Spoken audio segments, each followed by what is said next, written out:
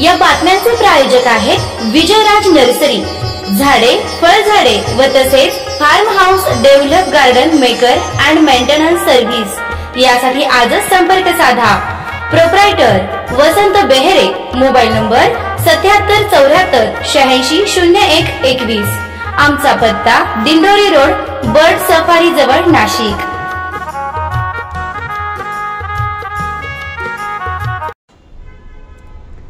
एक सोनेरी बाकी लोहनेरी या उक्तिवादाने लोहनेर येथील विद्यार्थी मित्रांनी केवळ 4 महिन्यात कोर्स करून ग्रामीण भागातील AI इन्स्टिट्यूटच्या विद्यार्थ्यांनी असे इनोव्हेशन घडवले जे गुगल ॲपलाही आव्हान देईल।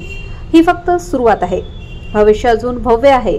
यावेळी दालनाचे उद्घाटन देवळा पोलीस स्टेशनचे PI सार्थक नेते सर यांच्या शुभ हस्ते करण्यात आले। यावेळी API Nanda Patil, MVP director Viju Nana Pagar, मुख्याध्यापक शिंदे मॅडम, दिगंबर कोठावदे, डॉक्टर सुभाष आहेर, आबासाहेब देशमुख, संजय सोनवणे, अजित सोनवणे व विद्यार्थी पालक मोठ्या संख्येने उपस्थित होते। AI इन्स्टिट्यूट आणि जनता विद्यालय यांच्या संयुक्त विद्यमाने लोहनेर येथे आयोजित AI प्रोजेक्ट एक्झिबिशनमध्ये विद्यार्थ्यांनी दाखवून दिले की फक्त 4 महिन्यांच्या योग्य मार्गदर्शनाने ग्रामीण भागातूनही जागतिक दर्जाचे तंत्रज्ञान जन्म घेऊ शकते। या यशामागे AI इन्स्टिट्यूटचे संस्थापक वैभव आहिरे यांचे विशेष योगदान आहे। केवळ 4 महिन्यांच्या कोर्समध्ये त्यांनी विद्यार्थ्यांना mobile application, AI tools, chatbots तयार करायला शिकवले। पण हेच नव्हे, मुलांमध्ये soft skills, presentation skills, event management यांचाही विकास घडवून आणला। आजच्या कार्यक्रमाचे सूत्रसंचालनही AI इन्स्टिट्यूटच्याच विद्यार्थ्यांनी उत्कृष्टरित्या केले। हे याचे सर्वोत्तम उदाहरण। मुख्य अतिथी आणि PI सार्थक नेते सर यांनी वैभव आहिरे यांच्या कामाचे मनापासून कौतुक केले। त्यांनी आपल्या भाषणात म्हटले की 15 प्रोजेक्ट्समधून 2 लहान तारे विशेष ठरले। ईशान कोठावदे क्लास 4th टिकटॉक ऑक्स गेम, एवढ्या लहान वयात मेंदूला चालना देणारा गेम तयार केलाय। Mayank Evala class 6th calculator app, multifunction व सोपी गणना करणारे ॲप तयार केले।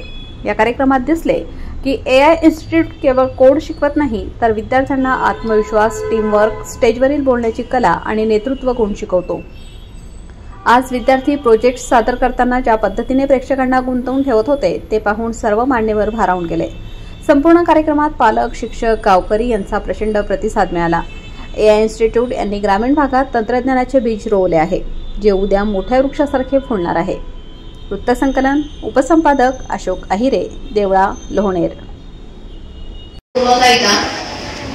महिला सुरक्षा संदर्भात हा जो एक ज्वलंत प्रश्न आहे त्या संदर्भात मी तुमच्याशी डायरेक्ट संवाद साधायला आलेली आहे। एक मैत्रीण म्हणून किंवा मोठी बहीण म्हणून मी जे काही सांगेन ते आत्मसात करा आणि काळजीपूर्वक त्याचं आचरण करा। आपल्या याच्यात आता जो आपला हा जो एज वयोगट असतो, एज गट, याच्यात काहीतरी आपण अट्रॅक्शनला बळी पडतो, बरोबर की नाही? हे वयच असं असतं, परंतु आपल्याला ह्या गोष्टीमध्ये तारतम्य बाळगायला हवं, लक्ष द्यायला हवं की आपण कुठे चुकतोय। आपल्याकडनं या चुका नकळत घडत जातात आणि आपण त्या चक्रामध्ये वेढत जातो। आता आपल्या आताची एक गोष्ट आहे, तुम्हाला खडककड्याची माहिती झाली की नाही?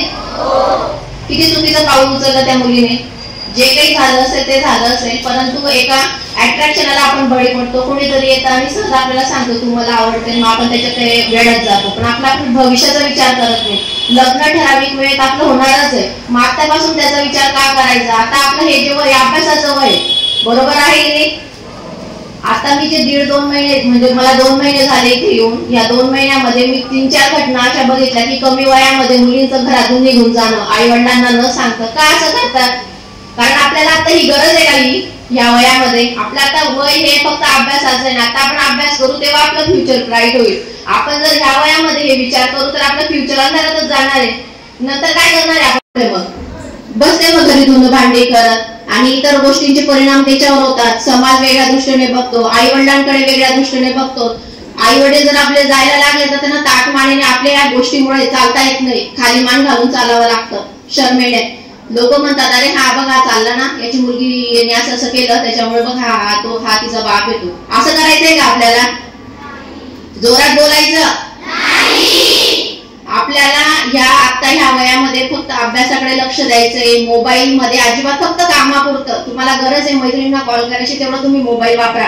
इन्स्टा, फेसबुक या भानगडीत पडायचं नाही। आणि पालकांनी पण लक्ष द्यायचं या गोष्टीकडे की आपला मुलगा मोबाईल मध्ये काय करतोय या गोष्टी। आता ही जी घटना काल खडककड्याची झाली तर ती गुपचूप तिला कोणीतरी मोबाईल दिला, ती मोबाईलवर बोलत होती आणि ज्यावेळेस पालकांच्या निदर्शनास आलं तर त्यावेळेस ही घटना उघडकीस झाली आणि त्यामुळे तिने